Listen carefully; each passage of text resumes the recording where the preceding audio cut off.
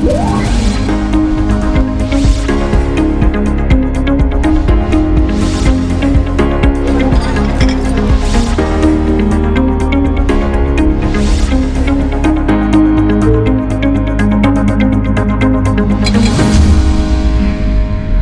dalam acara Ayo Hidup Sehat. Nah jadi dok, ada pepatah yang mengatakan bahwa hidup seorang laki-laki dimulai ketika umur 40 tahun. Dan 40 tahun sering juga dikatakan sebagai masa puber kedua bagi laki-laki. Tapi laki-laki sering lupa. Seperti tadi kita lupa bahwa ada yang namanya andropause. Terima kasih Dr. Arlin telah mengingatkan kita semuanya di sini. Ya. Apa yang perlu diwaspadai dan diperhatikan untuk masa andropause ini? Oke, jadi kan andropause itu adalah masa di mana fisiologis kelaki-lakiannya itu menurun. Kelaki-lakiannya menurun? Iya, jadi bukan fisiologis secara keseluruhan, tapi kelaki-lakiannya yang membedakan dia dengan perempuan. Nah, pada laki-laki itu berbeda dengan wanita, yaitu kalau wanita itu jelas ditandai dengan berhentinya menstruasi, siklus menstruasi. Kalau laki-laki itu dia menurun secara gradien. Jadi dia menurun pelan-pelan, makin lama makin turun.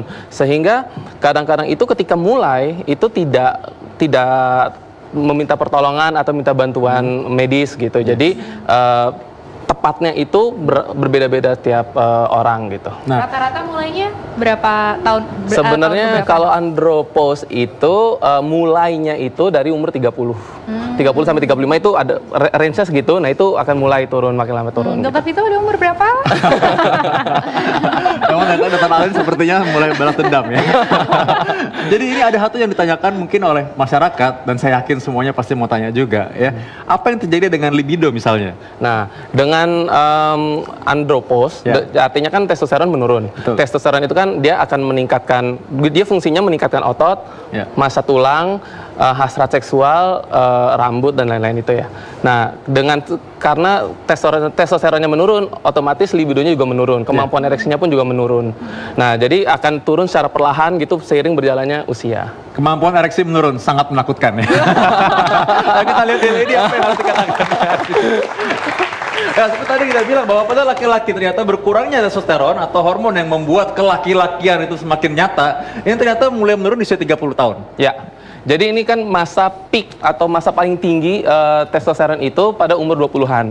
Nah, dia akan turun secara normal ya,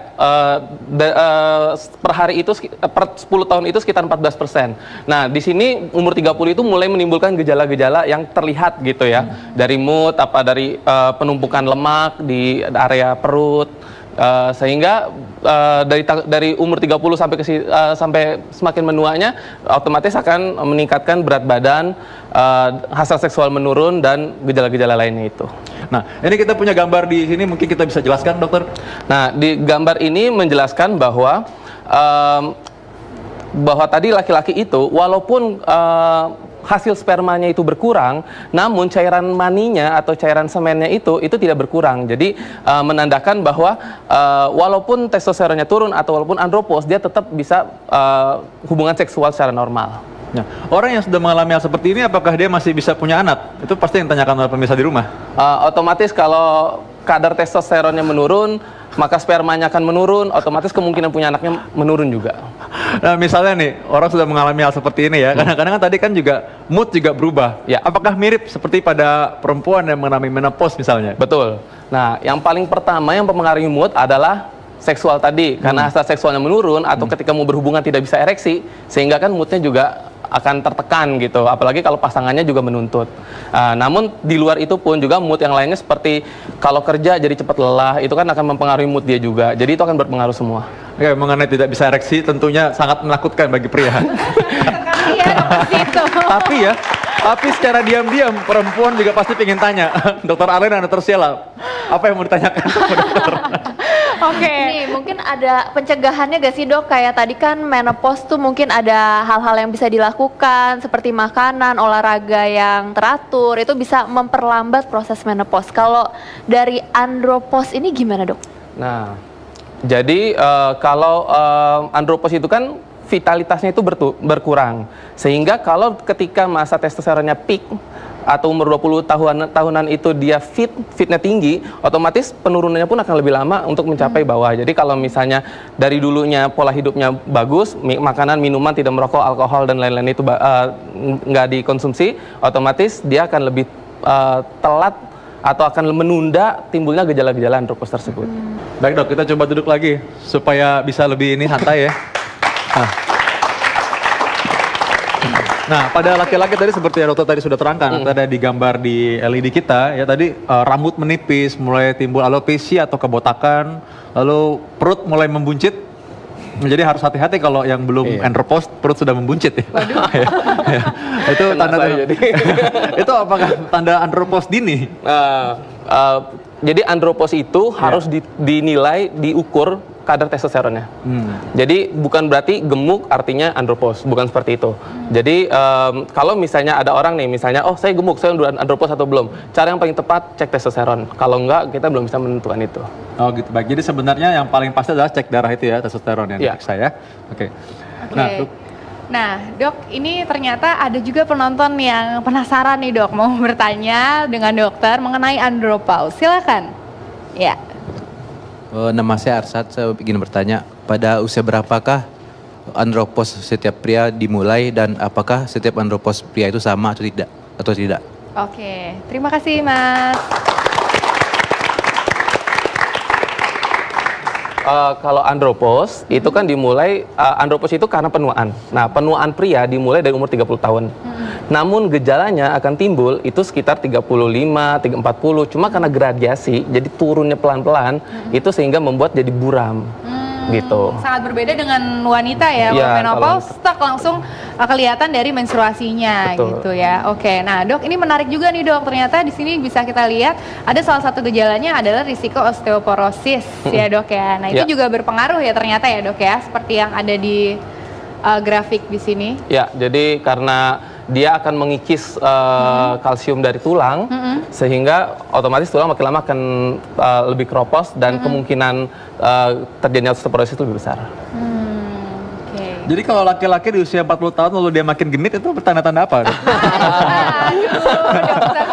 Mungkin banyak masyarakat di rumah yang penasaran ya dok ya, karena kan ada yang namanya puber kedua kalau laki-laki. Kalau perempuan kan makin tua ya makin sadar umur gitu. Kalau laki-laki enggak, malah ada puber kedua makin genit, itu gimana itu dok? Gejala-gejala andropos mungkin sudah kelihatan. Namun karena dia mencoba, oh mungkin bukan, saya masih bisa kok menarik perhatian lawan jenis gitu.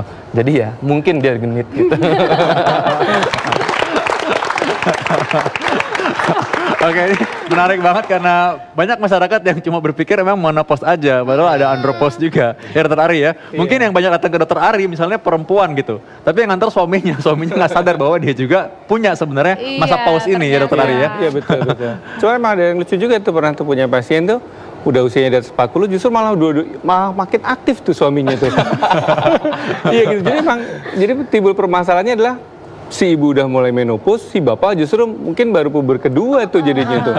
Padahal udah punya cucu tuh. Perlu diingatkan bisa lagi, begitu. Bapak juga andropos nih Pak, jangan salah gitu ya. Dokter Sheila kayak concern banget ya. Kenapa nih dokter Sheila? Iya.